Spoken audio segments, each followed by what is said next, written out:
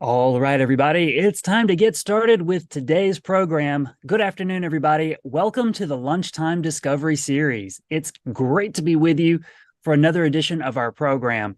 Today's program, as always, is brought to you by the folks at the North Carolina Office of Environmental Education within the Department of Environmental Quality and broadcast and hosted by us here at the North Carolina Museum of Natural Sciences. My name is Chris Smith, your host for the program most Wednesdays. And as always, I'm excited for today's show. We've got a very cool program today. In fact, it's a very cold program today.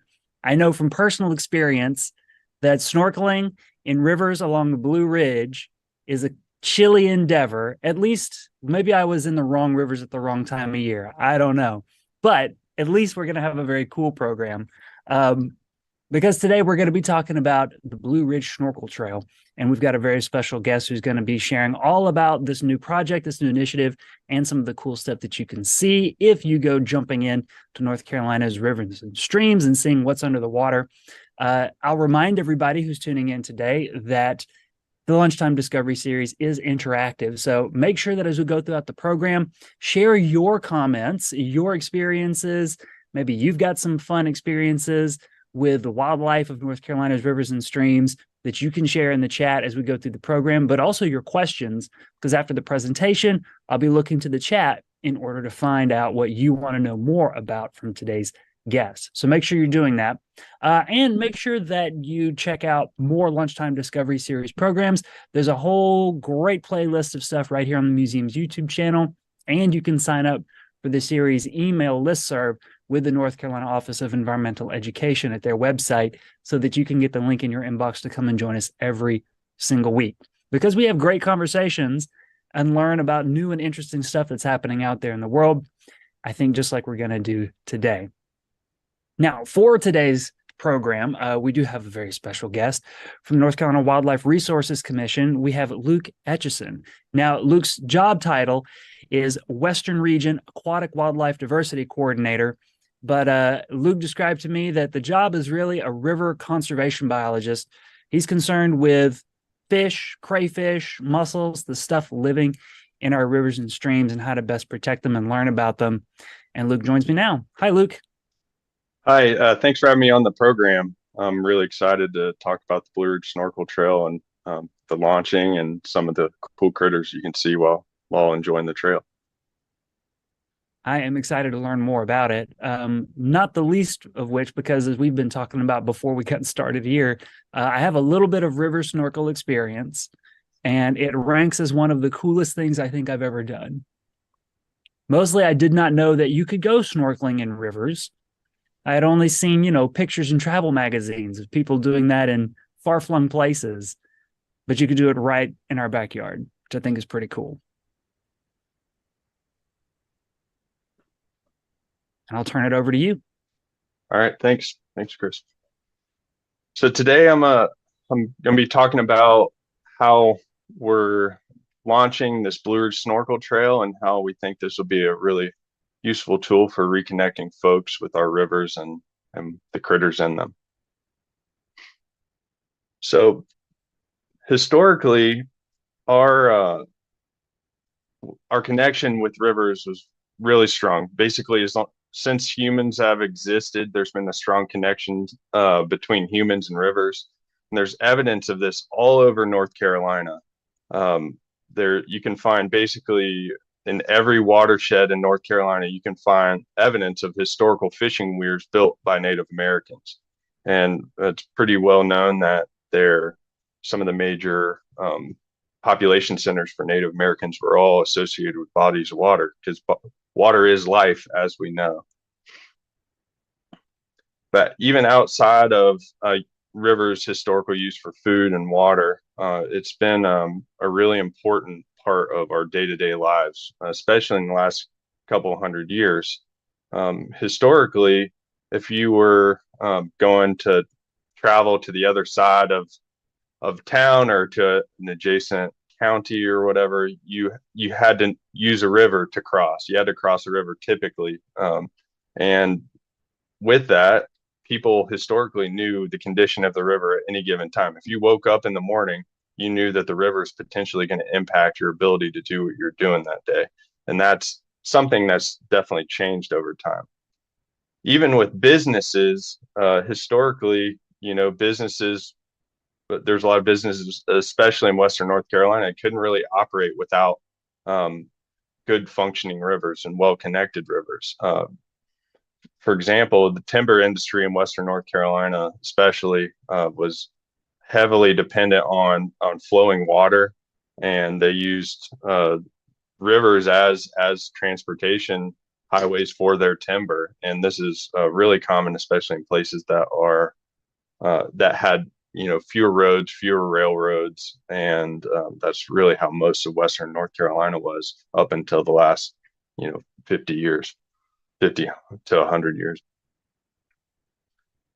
And at some point in the last 100 or so years, there started to be a pretty significant decline in water quality. Basically, how we were using the rivers basically overburdened them. And as this water quality declined, so did our connections with rivers.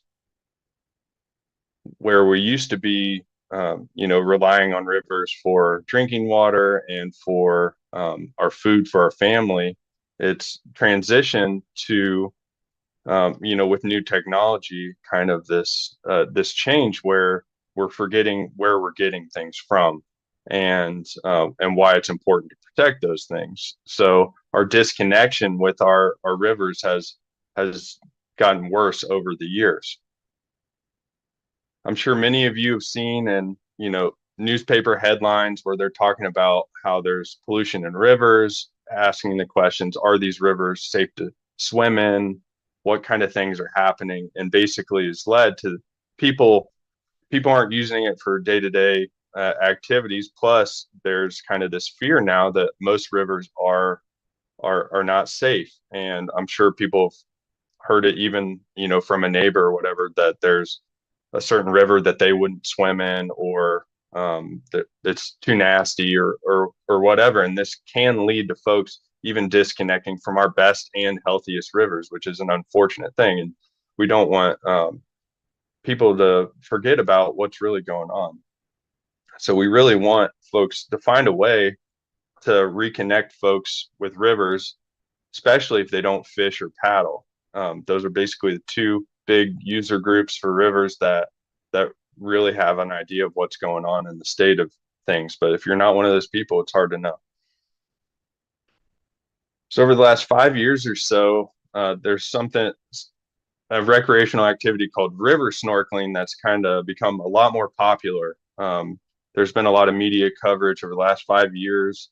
For example, this on the WNC magazine, they did a article about a guide in Rosman, North Carolina, that started a river snorkeling business, and he takes hundreds of people out a year river snorkeling.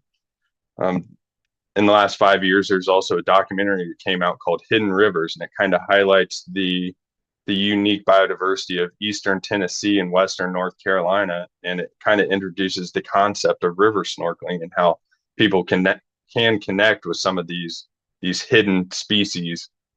And even the Wall Street Journal in the last 6 months had an article about how river snorkeling could be a cool activity to see some unique things without having to go all the way to, Aruba in that article, or Key West, or some tropical place.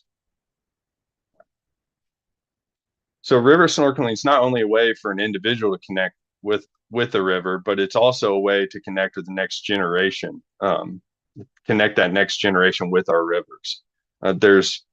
We all have some part of our brain that's curious and want to know what something is, and it's even stronger in kids, and it's really a way to strengthen their connection with the environment, and really want to try and protect some of the places that we should hold dear.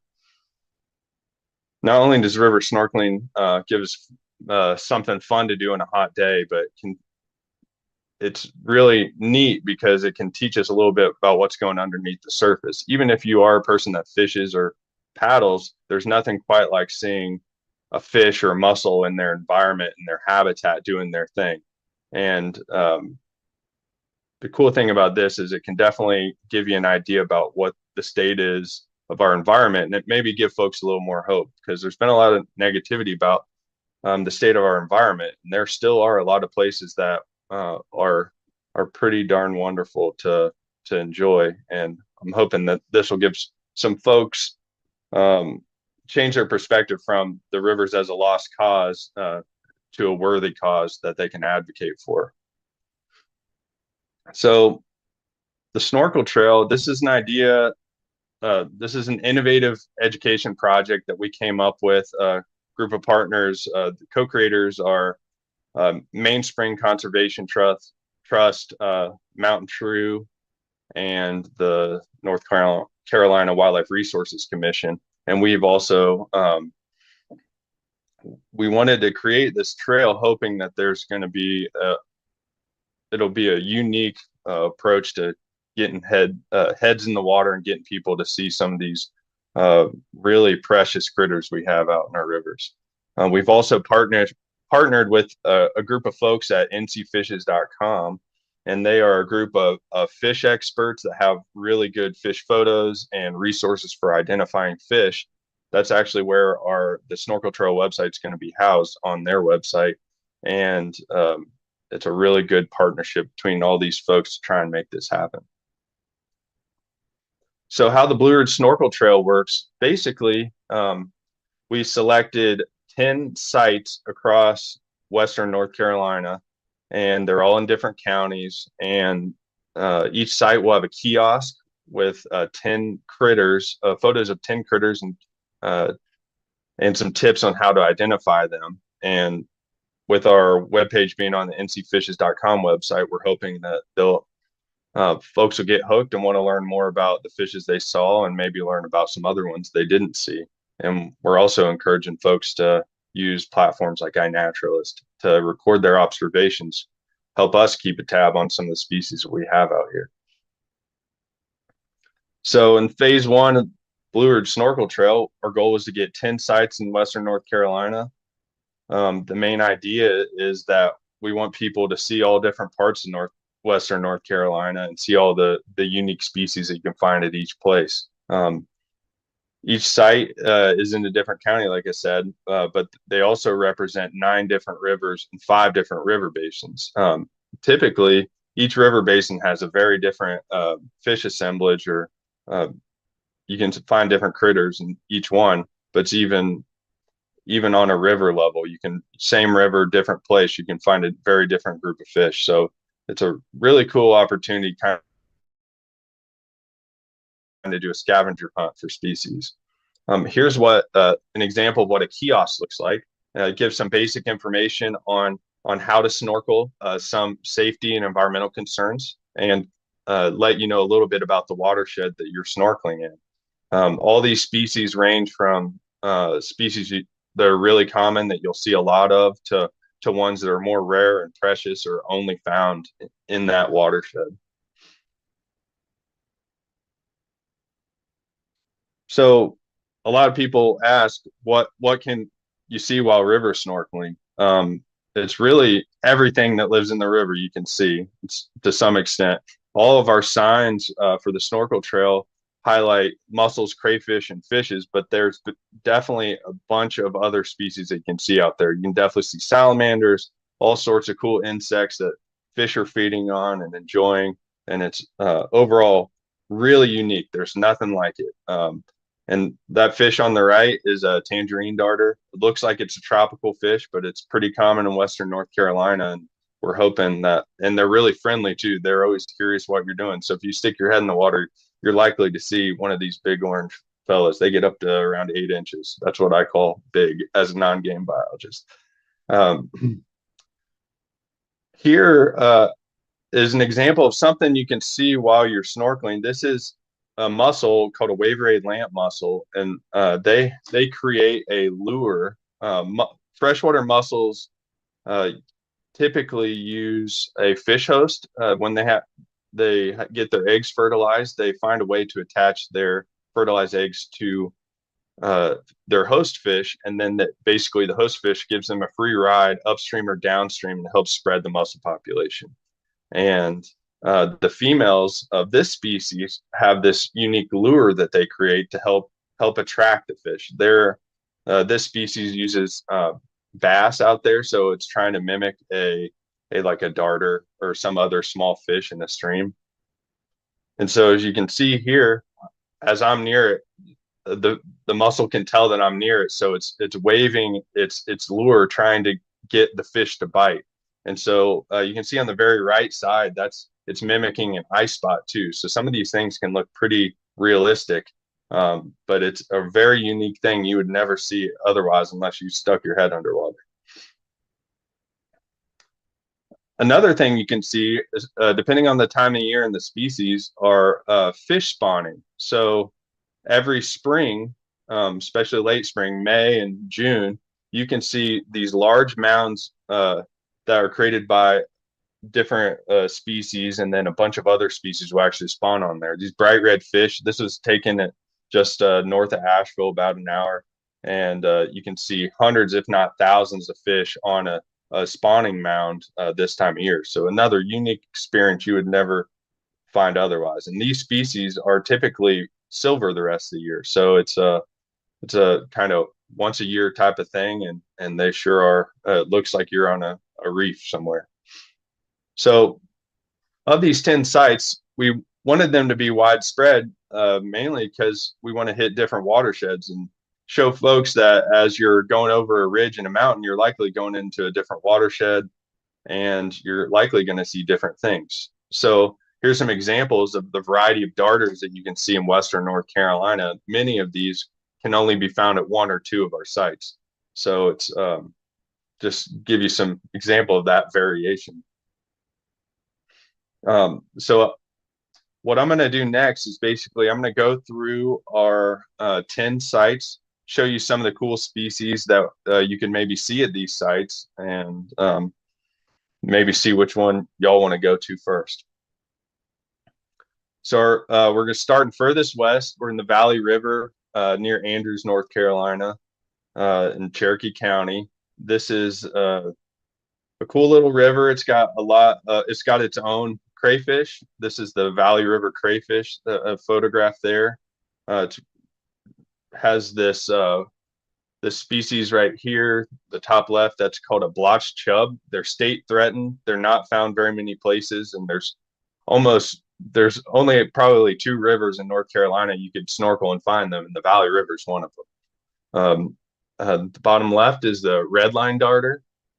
They even though this species can be found in some other watersheds in North Carolina, they look unique in this watershed. So not only can you see different species, but even the same species can look different just being in a different location. And then here on the bottom is a what's called a mottled sculpin. They're just a cool little camouflage critter. They have a really big head. They only get like 3 or 4 inches, but they are crazy predators. They'll eat anything that's under a rock. They'll eat each other if you have too many in like a bucket when I'm working, for example. But they're a cool little critter. They're mostly they're sculpin in general are mostly saltwater species, but we have freshwater ones that are all over cool small streams in North Carolina. Next site's the Cheoah River. The Cheoah River in the Nantahala National Forest is one of our coolest snorkel trail sites, mainly because it's clear. Unless it's raining hard at the moment, the river is going to be clear. And towards the end of summer, it gets very warm because it's below a topwater release dam. And it's one of our few places, it's a few places on Earth, and one of the few places in North Carolina that you can see a fish called the spot fin chub. If you look at here on the top left, this is the spot fin chub. They used to be called the turquoise shiner because the males get this bright turquoise when they're spawning, and they spawn all summer long. So it's a really unique place that you can see a lot of these. These are federally threatened fish species that, like I said, this is one of the only places on Earth you can even see them, and you can definitely see them while snorkeling. And then the bottom here we have there's a lot of this wave-ray lamp mussel species that you can definitely see lures basically all snorkel season from females. Next site is the Little Tennessee River. This site is our site host is Mainspring Conservation Trust, one of our co-creators of the trail. And Little Tennessee River is one of our most precious rivers in Western North Carolina. It has some of the highest diversity in the Blue Ridge and in the North Carolina portion of the Blue Ridge for mussels and fish. And you can see on the top left, this is another picture of a spotfin chub. There's a crayfish species that's only found in the Little Tennessee River watershed called the Little Tennessee River crayfish. And then also there's this small catfish. It's state endangered in North Carolina it's called a stone cat. They're not found. There's probably 5 or 6 rivers in North Carolina they're found, and they're pretty high abundance in the Little Tennessee River. So you can definitely see them snorkeling in the Little Tennessee River. Our next site is on the Tuckasegee River at Island Park near Bryson City.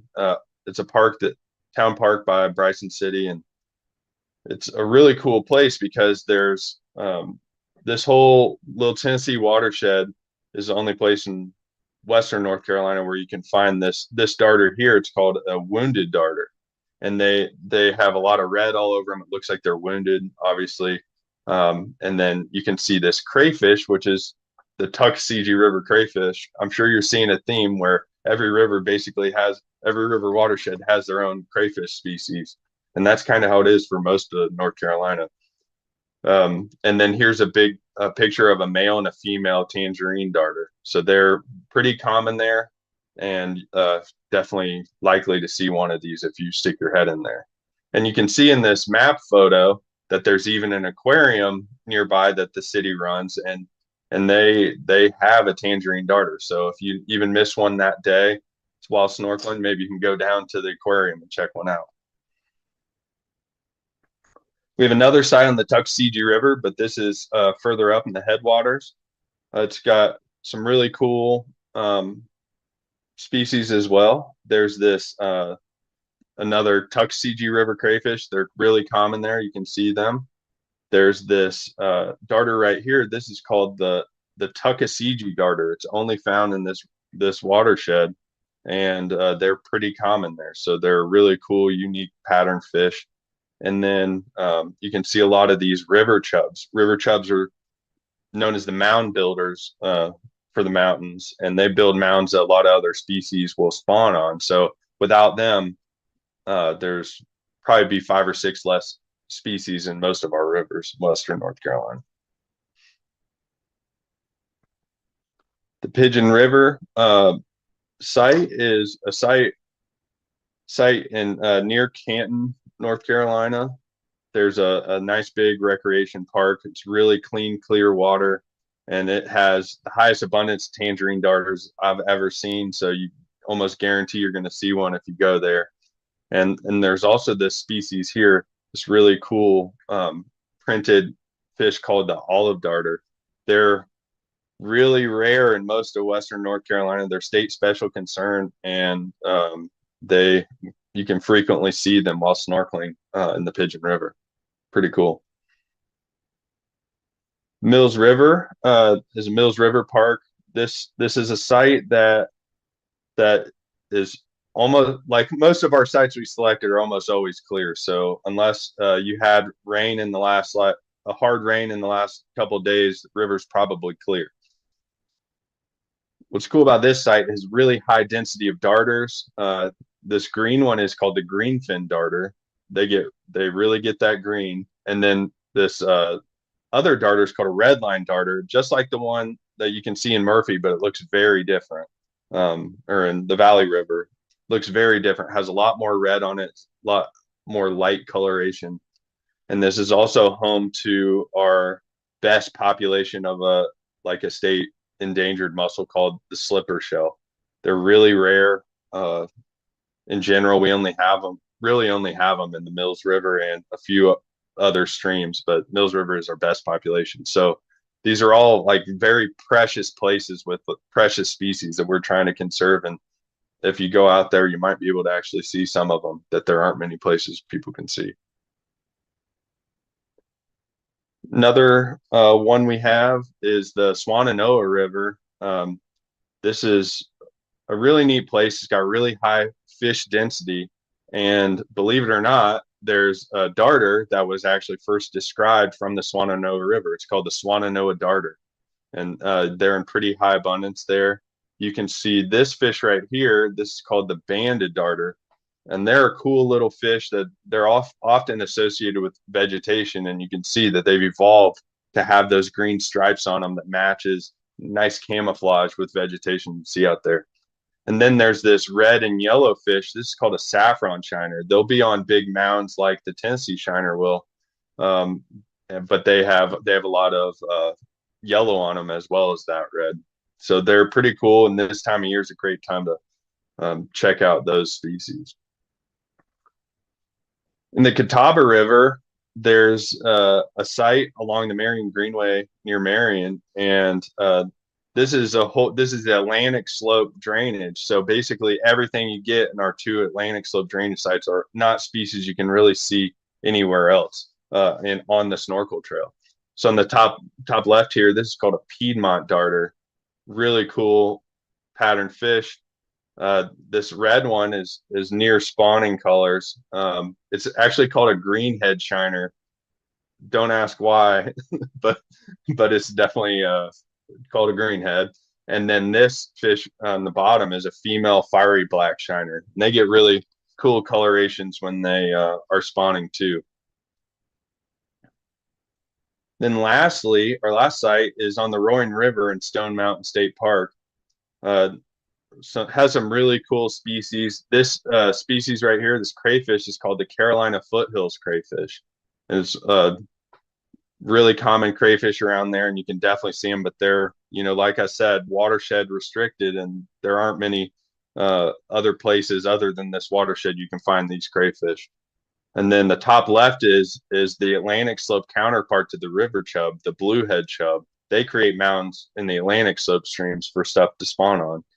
Even this other minnow here is called a rosy side dace. They will spawn on those mounds too. And this is what a male looks like during the spawning season. So basically what you can see is that all these sites have a huge variety of fish, coloration, different species you can see, from mussels, crayfish to fish, let alone the other things. And we really hope that folks will, if they go and check out one, they'll check out a lot of them because they're all pretty unique and really nice natural places to go river snorkeling. So as far as the timeline goes for the snorkel trail, we decided to not start any of the sites until June because we've had an especially cold spring and the rivers are at least a couple weeks behind on temperature. So they haven't got the memo that summer's coming. But it is warming up, and we're thinking by June it will start to be more comfortable for folks to get out in our rivers. So in June 1st, we'll have hopefully a complete list of all of our sites and the kickoff events that can be found on our websites as seen there. June will be when we start installing our kiosks, and we already have a couple of our signs like ready to go and printed.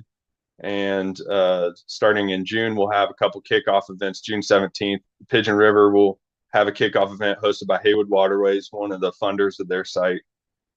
And then the Mills River will have a kickoff event hosted by the Mills River Partnership, which is another cool watershed group that helped fund their site sign. And then Maine Spring Conservation Trust in August is going to have one August 2nd. An outreach event for their snorkel trail site. And then we're partnering on August 4th with the Year of the Trail folks, having a joint event at the Roaring River Stone Mountain State Park site. So we're really excited to get these installed and going and seeing what folks are seeing out there. Some of our future directions, we're really hoping to expand the trail to every county in Western North Carolina. We want basically wherever you are to be able to find a snorkel trail site because I I'm originally from Indiana, and we used to snorkel some nice rivers in Indiana at certain times of the year, and we're kind of really fortunate in Western North Carolina where our streams get clear really quick. So there's a lot of streams out there that folks can enjoy, most days of the warm part of the year. And we're really hoping this inspires other folks start trails in Eastern North Carolina and other places further away from the Southern Appalachians, but probably have to put a little more work into finding sites that are more regularly clear. But that's just part of it. But definitely, there are places I've snorkeled in Eastern North Carolina, and there are definitely places for it.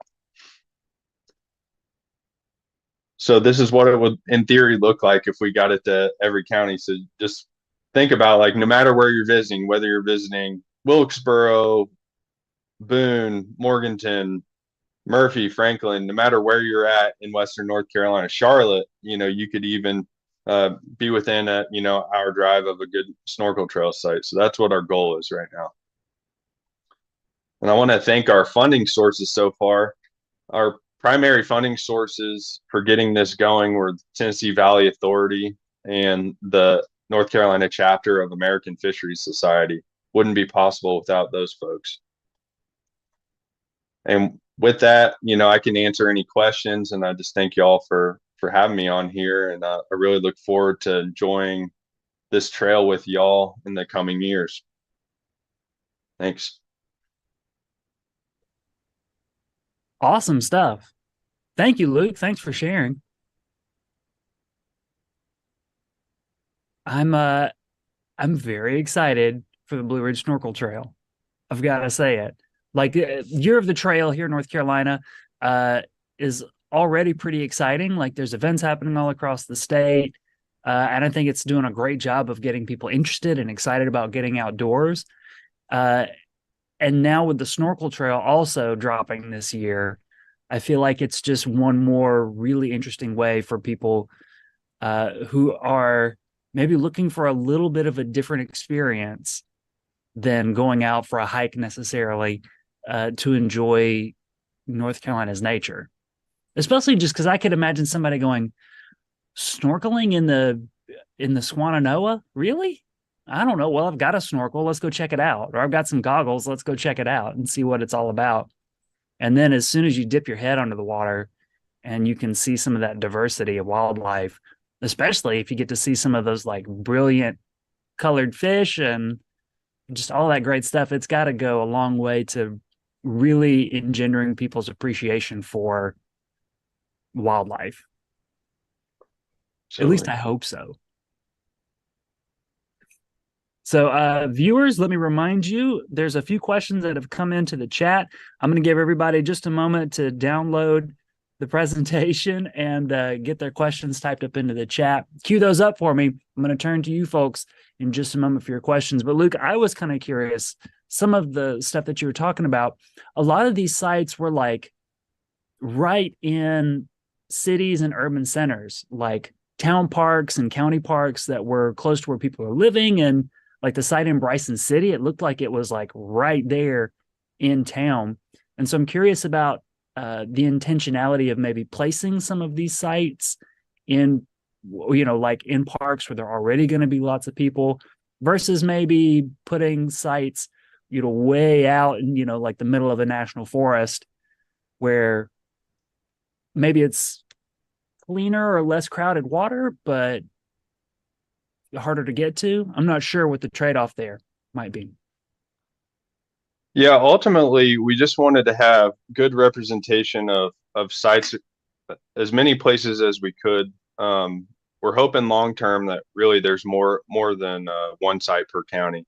But in general, all these sites, when I go and survey these sites in a formal work capacity, we often use these river access points at parks and that kind of stuff. And there's this extreme diversity there, and we always see people swimming. They're all river access points people are already swimming at.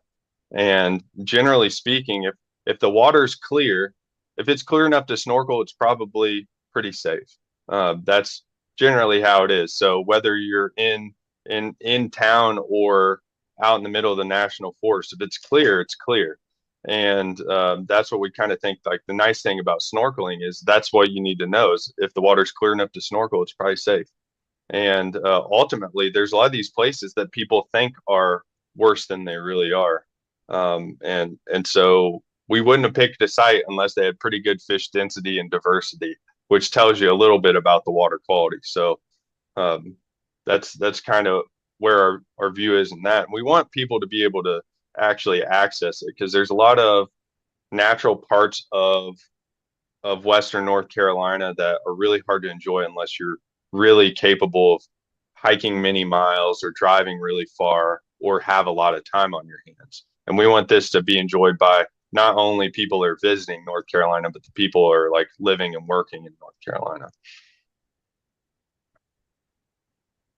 A question related, a question came up in the chat related to one that I was thinking of as well, is that I think folks who are already getting outside a lot, who are of a conservation mindset, thinking about protecting these places, when we hear that a lot of people might be heading out to enjoy these natural areas, we want that, of course. Also, we know that sometimes that might not be the best thing for a site. Can you talk a Sure. little bit about conservation etiquette or how you might, you know, support people enjoying the spaces while also protecting the spaces and not degrading Yeah. any of the sites? I mean, I think it's above and beyond a great thing to get more people outdoors and enjoying these places if we want to protect them for the future. But also, we don't want to see these places harmed. Yeah, so with each sign, there is a little bit of information on etiquette for not disturbing, too much habitat when you're in there. But ultimately, it's this kind of same approach as hiking or backpacking. It's leave no trace, don't leave it as it was, not don't make it worse, that kind of thing. But ultimately, how I operate is that I think that it's really hard to get anybody to care about these little things unless they see it with their own two eyes. And you can't see it, any of these things really anywhere in North Carolina unless you stick your head underwater or come out with volunteer with me out in the field. And so ultimately, we just really want people to get out there and see these things so they care. And we're really hoping that this will maybe help folks, give folks the the energy they need to help support these local nonprofits, land trusts, different organizations in whatever watershed they're in that are trying to conserve things and make things better. But ultimately, if we thought an increase in people in the river was going to impact any of our species, we would have selected sites differently. But all these sites we're pretty sure are low risk and people are already going in them already. This is just saying, hey, you're already going in the river to swim. Why don't you bring a mask with you? You know? Yeah, I think that's a great point. Like, just add snorkel gear to your, inner tube trip and to your floats. Get your wing floaties and your snorkel, and go get in the water. Absolutely. So, some questions for you from the chat from some of our viewers who are asking about some of the things that you can see and places to go. One of the first questions that came in was folks are curious about seeing hellbenders.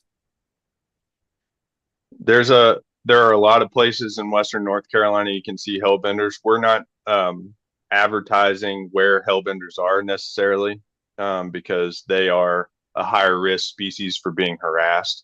So we don't want people specifically going to a place to mess with them or to see them. But there's a good chance that you'll run into a hellbender if you stick your head underwater long enough in some of these places. Yeah, that's an important point to make. Like, they're out there. We have them in North Carolina. But kind of like you were talking about sharing some of that conservation etiquette and also encouraging people to care about it. Like, yeah, maybe you'll look for the fishes. Don't flip rocks in order to find them. Yep. any worries about population decline for species living in these rivers along the trail as they get more popular? Uh, we've had a lot of discussion about this topic, and we've asked a lot of species recovery uh, folks that are like leads on specific species, like our spotfin chub, for example. Um, we don't think so at all. Ultimately, I don't think that we want as many people to come as we can, but like the reality is, it's people are already in the water, and just people going in the water.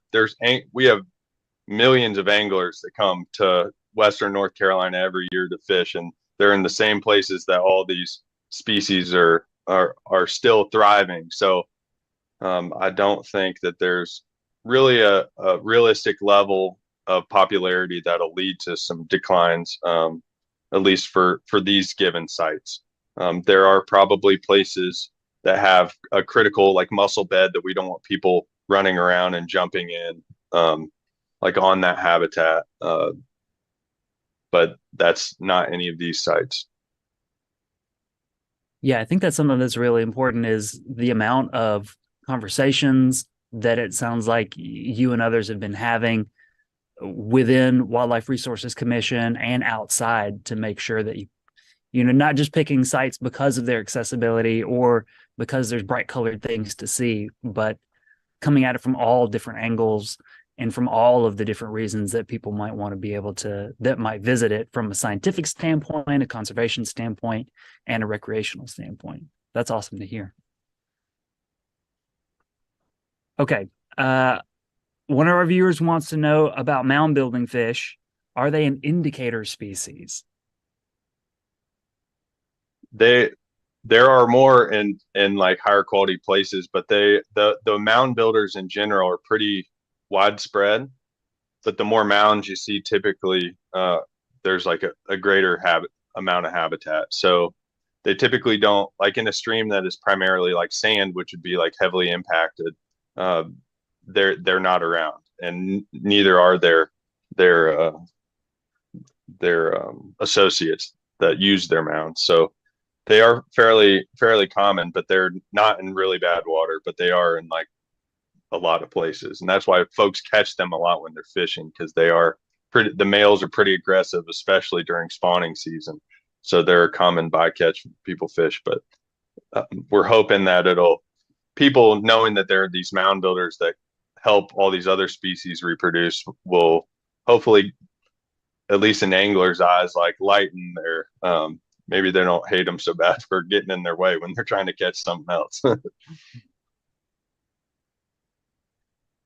Excellent stuff. A great question that came in here. Will's asking if you can dispel common misconceptions about snorkeling, which makes me wonder, are there common misconceptions about snorkeling that folks might have that might deter them from taking advantage of this? Well, I guess like some of the big ones, like when you talk to anybody about snorkeling, there's probably even people watching this where they're like, well, I didn't know I could snorkel here. I thought you had to be, in the tropics or like some very warm place. And that's just not the case. Typically, you can snorkel anywhere that you can stick your head underwater. And it, the, another misconception is that like our rivers are maybe not clean or they're not safe to do this. And if the water's clear enough to snorkel, it's pretty safe for you to snorkel. And so those are two of the big things. And folks don't realize how much diversity we have in North Carolina, especially in Western North Carolina. And I think that it's just good for folks to understand that like we can do this here, and you can do it a lot of the warm weather season. And if you even have a wetsuit, you can do it I snorkel for work basically March to early November. So if you have a good wetsuit, you could do this all different times of the year. And most of these sites, even if you don't do well with cold water, most of these sites by July and August are pretty comfortable, and you can definitely enjoy snorkeling even for a little bit. Sticking your head in the water for 10 minutes is definitely worth the trip. I'd have to agree.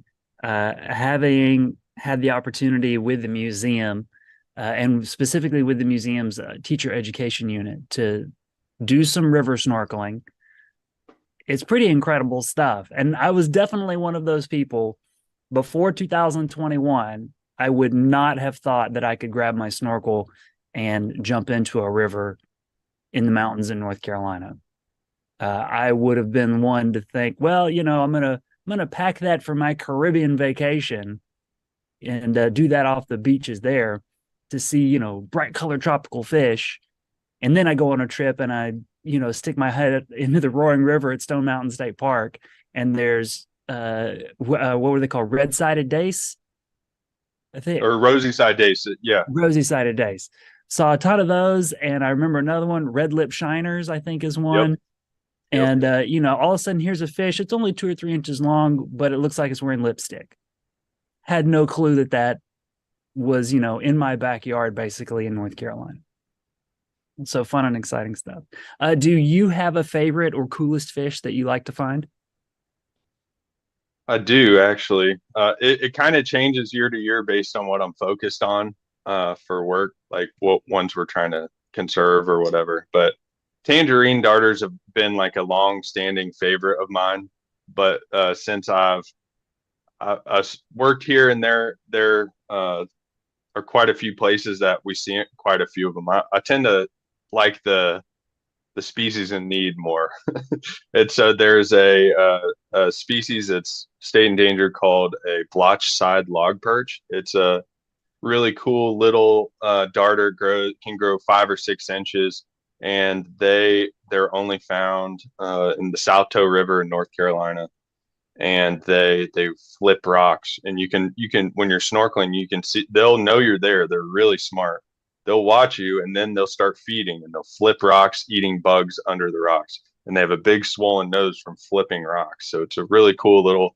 It's cool to just watch these unique behaviors of each species and see how they live their day-to-day life. And if you start to know where species are, you're starting to see like, oh, these different habitats exist. And then when you don't see those species, it's because your area you're snorkeling is impacted, and there's only one type of habitat, or there's several types of habitat that are missing. So um, it's ever changing, but I have much love for a lot of species right now. That's awesome. I'm curious about learning to gauge the conditions and what to take with you if you decide to go snorkeling. Like, when you get to a site, how to gauge the quality of the water for that day, to know whether or not, there's going to be good visibility or good conditions. And then, like you mentioned, if you're going to be in the water for a while, you wear a wetsuit.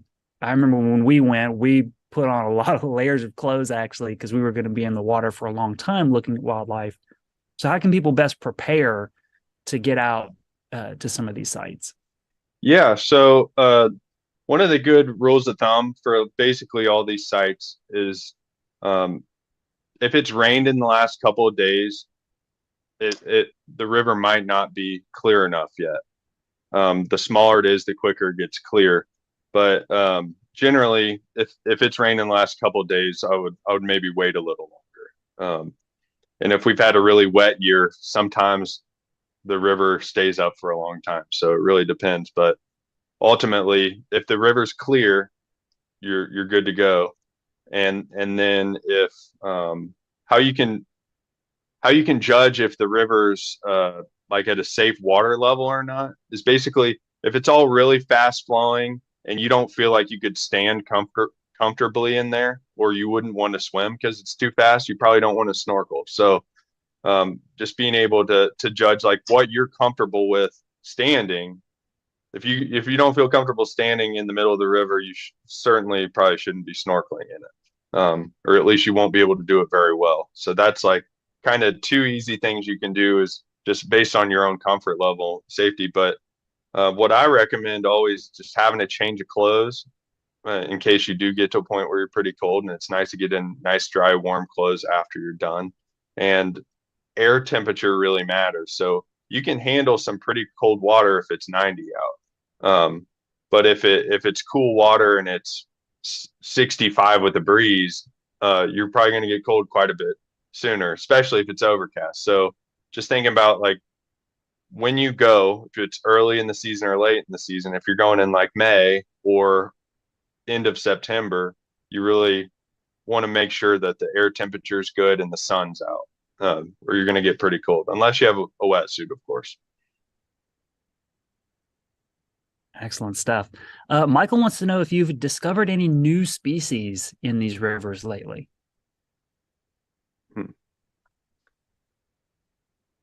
I would point, Michael, I would say go to naturalsciences.org, scroll to the bottom of the homepage, and check out the news section on the museum's website, because I think some wildlife resources biologists and museum biologists and taxonomists recently described a few new species of crayfish, maybe not from any of these particular sites, but definitely from some Western North Carolina drainages. Yep.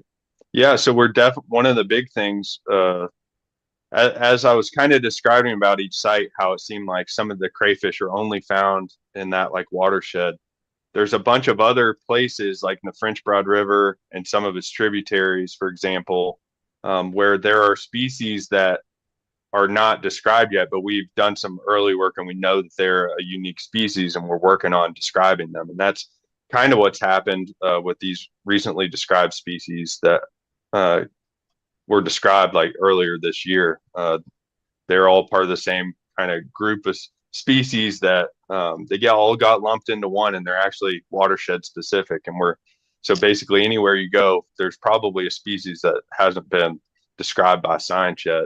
We're working hard to fix that problem. But yeah, but fish wise, not necessarily any new species have popped up, but we are definitely we're seeing there's a lot of species that are doing a lot better than they have historically, and we're seeing some species show up in places that we haven't seen them in a long time. So we're pretty psyched about that. They're definitely, you know, it was 50 years ago the Clean Water Act happened, things started improving, and we're finally having enough time and enough national forests where there are some species we're seeing come back, or at least kind of have their populations enhanced. So that's pretty encouraging news in general. Yeah, for sure. Excellent.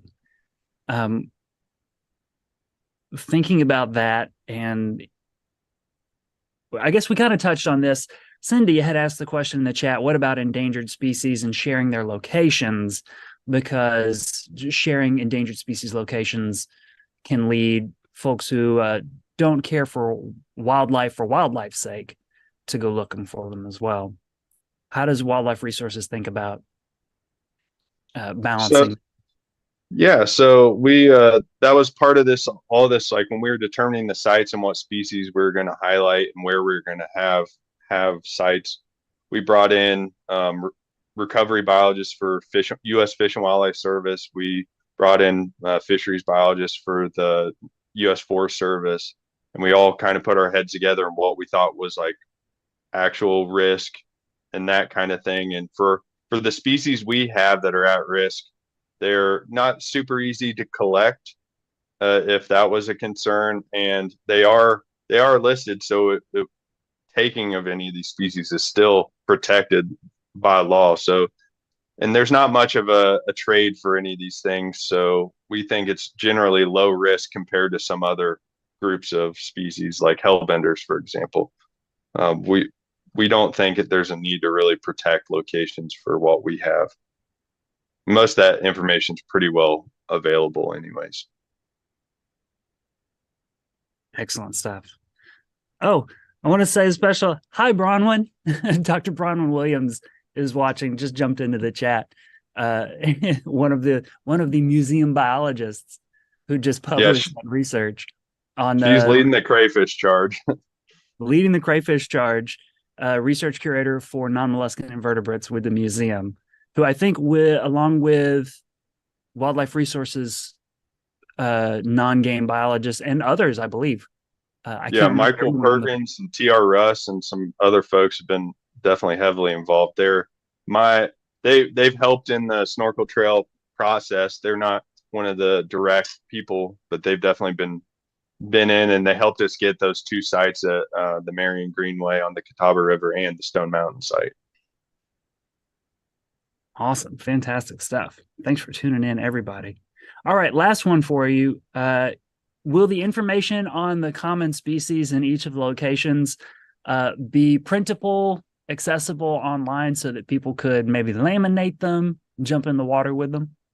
Yeah, we're still working out the details on that, but we're definitely going to have like lists of the species, like all the species you can find at a site on the website. It was just too much to put on the board, obviously, but we'll definitely have that, and then there will be resources available through the ncfishes.com website to help if you want to have some keys on how to identify them. But we're hoping at some point we have some easy PDFs that folks could print out and laminate for quick ID or something when they're out there. But that's something we're working on for sure. We're definitely going to have some form of that at some point this summer, probably. That sounds great. It's great to see this new project, this initiative going forward. It's great to see the plan for expansion across the state, more sites, and making information more readily accessible, and just overall getting more people out into North Carolina's natural world, natural spaces, and appreciating the biodiversity that we have. Absolutely. I appreciate being able to come on here and talk about it, and I hope to see everybody out there this summer. Look for me. I'm going to be there. I'm going to head out. I'm going to grab I might go today. I don't know. I'm going to get inspired. Luke, thanks for being on the program today. Really appreciate you sharing your expertise and insight on the Blue Ridge Snorkel Trail. Looking forward to learning more about it. Folks, the Office of Environmental Education dropped all kinds of social media handles for the Snorkel Trail.